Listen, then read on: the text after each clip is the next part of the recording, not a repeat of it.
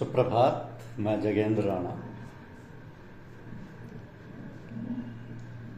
आज आपसे एक आध्यात्मिक विषय पर चर्चा करते हैं। विषय है क्षीर सागर। क्षीर सागर, देखिए, समुद्र मंथन की कथा जो पुराणों में आई है,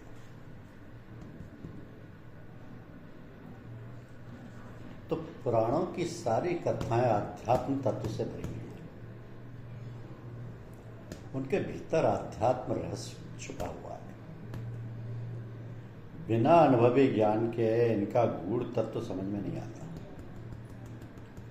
पढ़ने वाले अथवा सुनने वाले इनका रूपक देख के इन्हें स्थूल की लीला ही समझ बैठते हैं। ये बड़ी भूल है। कई लोग तो इन कथाओं को कपोल कल्पित गपोड़े ही कहते सुने जाते हैं।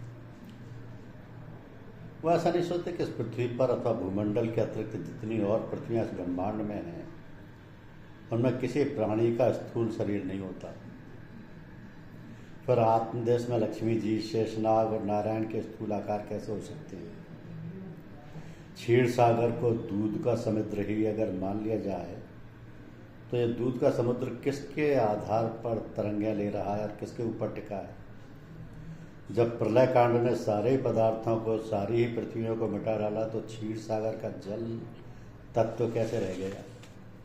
ये बात विचारनीय है। इस स्थूल भूमंडल के ऊपर प्राणमय कोश है, जिनमें अनेक पृथ्वियां हैं। उनमें प्राणी रहते हैं। उनके शरीर भी स्थूल नहीं होते। उनमें जल तत्व प्रधान रहता है और वह प्राणमय शरीर अथवा एथेरियल बॉडी कहे जाते हैं। इससे ऊपर मनोमय कोश की पृथ्वियों में जो प्राणी रहते हैं, उनका शरीर प्राणमय से भी सूक्ष्म होता है और वो वह मनोमय शरीर या ऑस्ट्रल बॉडी बोले जाते हैं। उन प्राणियों के शरीर में अग्नि तत्व प्रधान रहता है। इससे और ऊपर विज्ञान में कोश की पृथ्वियों में निवास करने वालों के शरीर में वायु तत्व प्रधान रहता है और वह बौद्धिक शरीर या ज्ञान में शरीर कहे जाते हैं। इससे ऊपर आनंदमय कोश की प्राणियों के शरीर में आकाश तत्व प्रधान रहता है। ये अहम तत्व के बने होते हैं और आनंदमय शरीर इनको कहते हैं। तो यहां तक माया का पसारा है। प्राणियों के निवासी स्थान है, परंतु भूलोक के सिवाय दूसरे लोकों में स्थूल आकार किसी प्राणी का नहीं पाया जाता। क्रम से ऊपर कोश सूक्ष्म होते हैं। आनंदमय कोश ब्रह्म का स्थान है, माया का प्रथम मंडल है। इसके परे प्रकृति का खेल समाप्त हो जाता है और आत्मदेश आता है, जहाँ न कोई तत्व है, न आकार है, न कोई गुण है। गुण में सत, रज और तम। यहाँ आत्मा अपने तामसी और सात्विक की सारी शक्तियों को समेटे हुए निर्गुण अवस्था में निवास करती है। इसी स्थान का वर्णन ये गाथा कहती है। तो शेषनाग और लक्ष्मी जी एवं भगवान के जो स्थूल रूपों का वर्णन है, वो केवल अलंकार है। जब माया के बने लोकों में भी स्थूल शरीर नहीं रहे, तो इस प्रकृति से परे आत्मदेश में स्थूल शरीर कहाँ से आ सकते हैं? इसको हमने नहीं विचारा और ना इधर उधर गहरा ध्यान दिया, इसलिए भ्रम में पड़ गए। तो पुराणों के प्रत्येक गाथा रहस्यमयी है। वह आत्म तत्व का ही अनेक रूपों में वर्णन करती है। समय समय पर हमने अनेक गाथाओं की आध्यात्मिक व्याख्या कर दी है, जो सुनने में आती रहती है।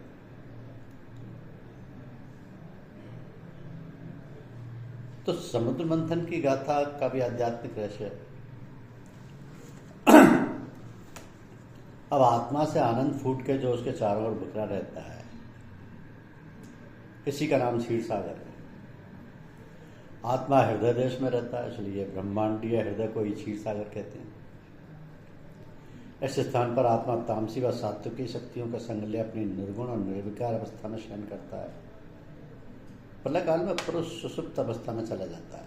उस समय का कोई व्यवहार नहीं होता। यही नारायण का शयन करना है। तो शेषनाग तामसी शक्ति है और लक्ष्मी सात्विकी शक्ति है। तमोगुण नीचे गिराता है और सतोगुण ऊंचा उठाता है। गिराने वाली चीज़ जब ऊपर होगी तभी तो धक्का दे के नीचे धकेलेगी। इसलिए शेष नाग को आत्मा के ऊपर वाले भाग में रखा गया है। सतोगुण उठाता है, इसलिए कथा में श्री लक्ष्मी जी को नीचे चरणों के पास बैठाया गया है और शेष नाग को सिर से ऊपर रखा गया है। तमोगुण में अंधकार है, इसलिए उसे काले नाग का रूप दिया गया है। ऐसे नाग के अनंत फन हैं, बेशुमार, जो विष गलते रहते हैं। ये तामसी शक्तियाँ हैं जिनकी गिनती नहीं हो सकती। ये सभी तामसी शक्तियाँ प्राणियों की मूढ़ता व ज्ञान में ढकेलती व माया के दलदल में फंसाती हैं प्राणियों को। तो सतोगुण में तेज व ज्ञान व आनंद है, इसलिए श्री लक्ष्मी जी को सुंदर रूपवती व सचेत अवस्था में वर्णन किया है, जो आज्ञा पालन के लिए तैयार बैठी है। अब आत्मदेश में शुद्ध तम ही ऊपर रहता है, सतोगुण उठाता है, परंतु अंत में तम ही उसे माया के अथाह समुद्र में मैं और मेरे को बुला के मुक्त करता है। इसलिए शुद्ध तम का दर्जा शुद्ध सत से ऊंचा रखा गया है। आत्मदेश का बिंब जब सूक्ष्म और स्थूल ब्रह्मांड में पड़ता है तब वह तम सबसे नीचे आ जाता है। तो जो वस्तु सबसे ऊंची होती है बिंब पड़ने पर सबसे नीचे चली जाती है। तुम किसी जलाशय के किनारे खड़े होकर देखो, सूर्य चांद सितारे जो तुमसे बहुत ऊंचे थे जल में सबसे नीचे चले गए। तुमको अपना शरीर भी उल्टा दिखाई देगा, तुम्हारा सिर नीचे होगा और पांव ऊपर होंगे, मानो तुम शीर्षासन कर रहे हो। यही शुद्ध तम की दशा होती है। आत्मदेश में तम शुद्ध था, यहाँ स्थूल में आके अशुद्ध व विकारी बन जाता है, इसलिए तम को बुरा कहा जाता है। तो विष्णु की नाभि और कमल नाल उत्पत्ति का कार्य करने के लिए दोनों शक्तियां हरकत में आती हैं। सत की शक्ति नीचे से उठती है और तम की शक्ति ऊपर से उतर के नीचे को चलती है।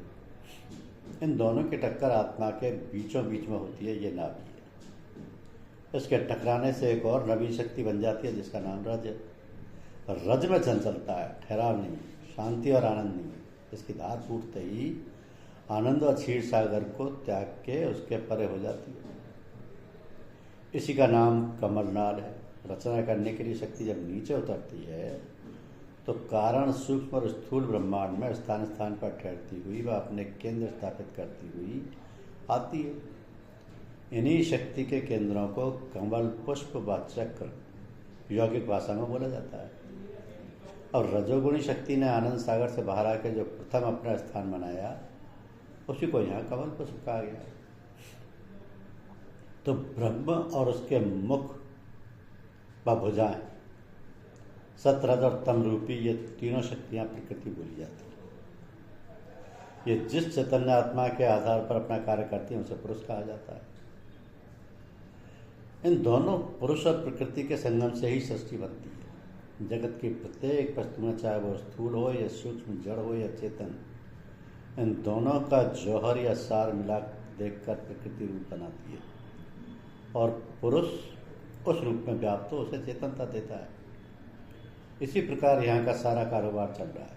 क्षीर सागर से बाहर रज शक्ति जाके जहाँ ठहरी वहाँ ही चैतन्य पुरुष का बिंब उस स्थान पर पड़ा और रजोगुणी आत्मा बन गया। तो इसी रजोगुणी आत्मा का नाम पुराणों ने ब्रह्मा बताया है, जो स्थूल नहीं बल्कि उसका स्वरूप सूक्ष्म से भी अति सूक्ष्म। इस ब्रह्मा ने ही रज शक्ति के द्वारा सूक्ष्म व स्थूल सृष्टि को रचा है।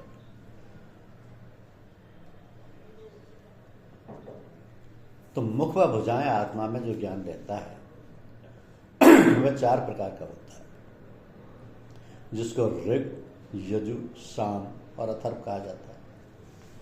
आत्मा बिंबित होते ही अपनी ये चारों विद्याएं भी साथ लाई और जिन प्राणियों की रचना उसने की उनको ये अपना ज्ञान भी चारों प्रकार का बख्शा।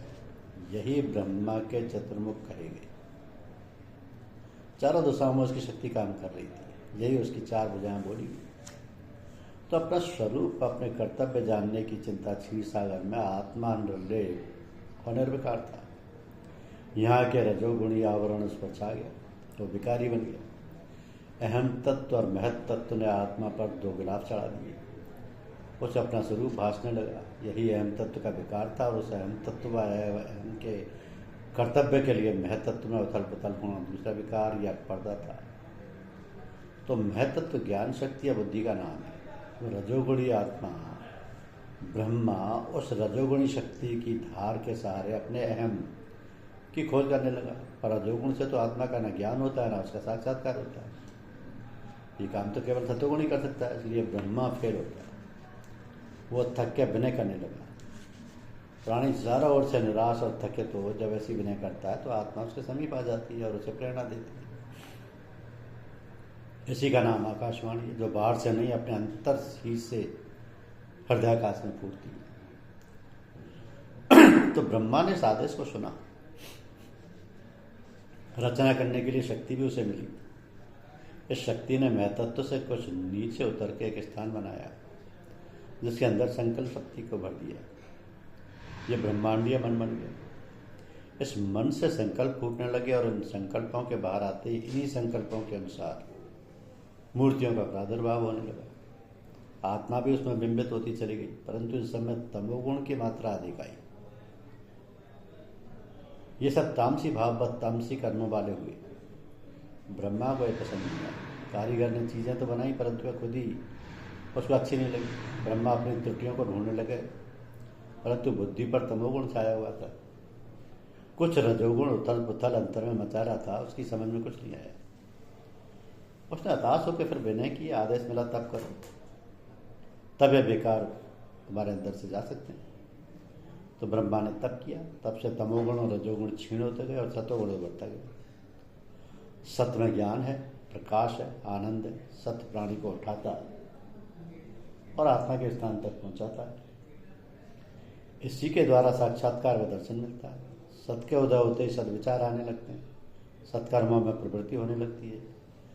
यही सत्य बिना तप किए प्राप्त नहीं हो सकता, इसलिए ब्रह्मा को तप करना पड़ा। अब तप के अर्थ सहन शक्ति पैदा करना है। मन और बुद्धि का निश्चल कर लेना ही तप है। किसी गहरे विचार में इतना निमग्न हो जाना कि अपनी सुध बुद्धि ना रहे तप है। आत्मचिंतन करते करते संयमी अवस्था में चले जाना ही तप है। तप के दो भेद होते हैं, एक शारीरिक तप और दूसरा मानसिक तप। तो आध्यात्म में मानसिक तप का ही अधिक महत्व है। शारीरिक तप मानसिक तप को सहायता देता है, उसको अधिकारी बनाता है, पर वस्तु को सम्मुख नहीं ला सकता, इसलिए निचली श्रेणी का माना गया। शारीरिक तप से बुद्धि में विकास नहीं होता। शारीरिक तप वाले की ज्ञान शक्ति संकुचित हो जाती है, उसका मस्तिष्क शुष्क और बलहीन बन जाता है। वह सूक्ष्म सिद्धांतों को एवं सूक्ष्म तत्वों को पकड़ नहीं सकता। उसकी विवेक शक्ति निर्बल पड़ जाती है, इसलिए ना तो वह आत्म ज्ञान प्राप्त कर पाता है और ना उसकी मुक्ति होती है, क्योंकि ज्ञान ही मुक्ति देता है। तो पंच अग्नि, तपना, धूप में खड़ा रहना, नंगे रहना, भूखों मरना, सर्दी के समय जल में बैठना, हाथ ऊंचे किए रहना, एक पांव शरीर को साधे रहना इत्यादि शारीरिक तप कहलाते हैं। इससे ज्ञान का कोई संबंध नहीं है। महात्मा बुद्ध देव ने आत्म साक्षात्कार के लिए घोर तप किया। अन्न जल त्याग वायु के आधार पर रहे, परंतु परिणाम उल्टा ही निकला। जिस ज्ञान प्राप्ति की लालसा में उनको राजपाट त्याग वनवासी बनाया था, वह उनसे कोसों दूर हट गई और भी परे चली गई। तो बुद्ध देव ने तप करना छोड़ दिया, भोजन किया। जब शरीर में प्राण में मस्तिष्क में अन्न खाने से बल आया, तभी वे अपने उद्देश्य में सफल हो सके। तो इसी अनुभव को लेकर उन्होंने मध्यम मार्ग का उपदेश अपने शिष्यों को दिया। मध्यम मार्ग बीच के रास्ते को कहते हैं। जैसे ना अधिक खाओ, ना अधिक भूखो मरो, ना अधिक जागो, शरीर को ना तो अधिक कष्ट दो और ना अधिक आराम पहुंचाओ इत्यादि। तो वास्तव में यही रास्ता ठीक पड़ता है। भगवान कृष्ण ने और इस युग के संतों ने इसी प्रकार चलने का उपदेश दिया। ये सबसे सुगम और समीप का है, जिस पर चलने में स्त्री, पुरुष व युवा, वृद्ध किसी की को कठिनाई नहीं हो सकती। तो काम, क्रोध, हर्ष, शोक, राग, द्वेष, लोभ, मोह इत्यादि के प्रहारों को समय एकदम दिन ना हो उठना, अपने को संभाले रहना और अपनी विवेक शक्ति को न खो बैठना मानसिक तप है।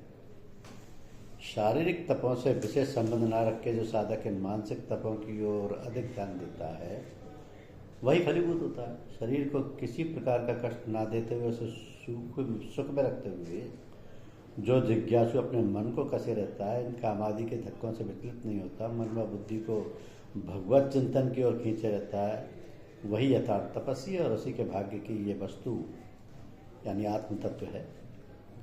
तो ऐसा मानसिक तप अंतःकरण पर से रज व तम के आवरण को हटा के उसे शुद्ध व निर्मल बना देता है। उसके अंदर से सतोगुणी प्रकाश फूटने लगता है और उसी उजाले में उसे अपना स्वरूप यानी आत्मा दिखाई देने लगता है। तो आत्मा का संकेत सुनाई पड़ने लगता है। ये लाभ उसे पहुंचता है। आत्मा का संकेत अथवा प्रेरणा के अनुसार ही चलना ही धर्म कर्तव्य कहलाता है। धर्म पुस्तकों में अथवा दूसरे पुरुषों की वाणी में नहीं रहता, वह उसके अपने अंतर में रहता है। उसको ठीक ठीक जान के उसके अनुसार चलना ही धर्म है, कर्तव्य है, जो मानसिक तप के द्वारा मिलता है।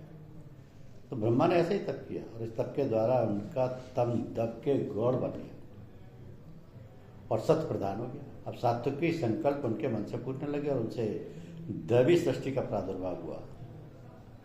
यही सब देव कहना। संग्राम देवता चाहते थे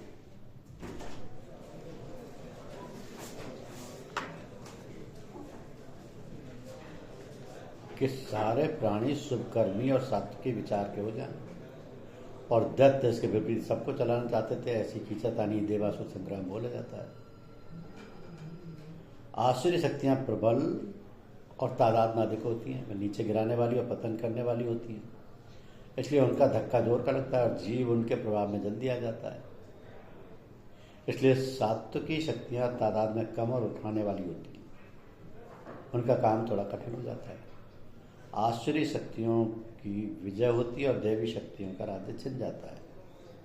ये संग्राम प्रतिक्षण अंतःकरण में चलता रहता है। तो ब्रह्मा जी की प्रेरणा से क्षीर सागर पर पहुंच करके श्री लक्ष्मी जी की विनती, लक्ष्मी सात्विकी शक्ति है, इसका भंडार आत्मा है। आत्मा से सतोगुणी शक्ति को खींच के जब तक दैवी शक्तियों तक नहीं पहुंचाया जाता है, तब तक उनमें निर्बलता ही रहती है। वे आसुरी शक्तियों पर विजय प्राप्त नहीं कर सकती। यही साधन और अभ्यास कहलाता है। रज तम को निर्बल करते हुए हृदय पर से मन व बुद्धि पर से उनका प्रभाव हटाना और सत को प्रधान बनाना, यही साधना का फल है। ब्रह्मा ही गुरु है, जिससे उपदेश लेके साधक को ऐसा प्रयत्न करना होता है। इस प्रकार के निरंतर अभ्यास से सतोगुण उभरता है, प्रकाश व ज्ञान मिलता है, मूलता व ज्ञान हट जाता है, तापसी प्रभाव जाता रहता है। यही विजय है और साधना का परिणाम। तो क्षीर सागर का मंथन, मेरु पर्वत और शेष की रस्सी बनाना आत्मलाभ के लिए अथवा साक्षात्कार के लिए अकेले सतोगुण से काम नहीं चलता। अकेला सतोगुण अभ्यास में उन्नति नहीं करा सकता। इस काम के लिए तमोगुण को भी संग लेना होता है। मेरुदंडी मेरु पर्वत है। शुद्ध तमोगुण में जो आत्मा में रहता है वही शेषनाग है। हृदय ही क्षीर सागर है, जहाँ आत्मा का निवास है। जिज्ञासु सत्वतम दोनों शक्तियों को मिला के रथ के द्वारा जब आगे बढ़ता और हृदय गुहा तक अपने को पहुंचाता है, तभी वह आत्मबल आत्मज्ञान लाभ कर पाता है। यही समुद्र मंथन है। उपनिषद इसी विषय को दूसरे शब्दों में इस प्रकार कहती है कि प्रणवो धनुष रहिता ब्रह्म तल मुचत्ते संसार भोग की इच्छा रखना। आसुरी शक्ति और परमात्म लाभ आत्मज्ञान की इच्छा रहना देवी शक्ति है। इन दोनों का संग्राम मनुष्य में जीवन पर्यंत चलता रहता है। महान शुद्ध सतोगुणी क्षीर सागर है, जिसमें आनंद की लहर उठती है। इसके मंथन से आकर्षण शक्ति तीव्र हो जाती है और वही उठा के मुक्ति क्षेत्र में जीव को ले जाती है। इस शक्ति को प्राप्त करने के लिए शरण जाना होता है। सच्चे हृदय से विनय करनी होती है। रक्षा के लिए उसे भगवती पराशक्ति से भिक्षा मांगनी होती है, तभी आत्मा को बल मिलता है और यह आसुरी प्रभाव से अपने को छुड़ा सकती है। तो 14 रत्न जिस प्रकार दही को रई और न्योती से भिगोने पर उसमें मक्खन निकलता है, उसी प्रकार इस आत्मा व आनंद सागर के मंथन से 14 प्रकार की विभूतियाँ साधक को मिलती हैं। विभूतियाँ सात्विकी व तामसी भेद से अनंत हैं और ये सब 14 प्रकार की हैं। यही कथा के 14 रत्न। धन्यवाद।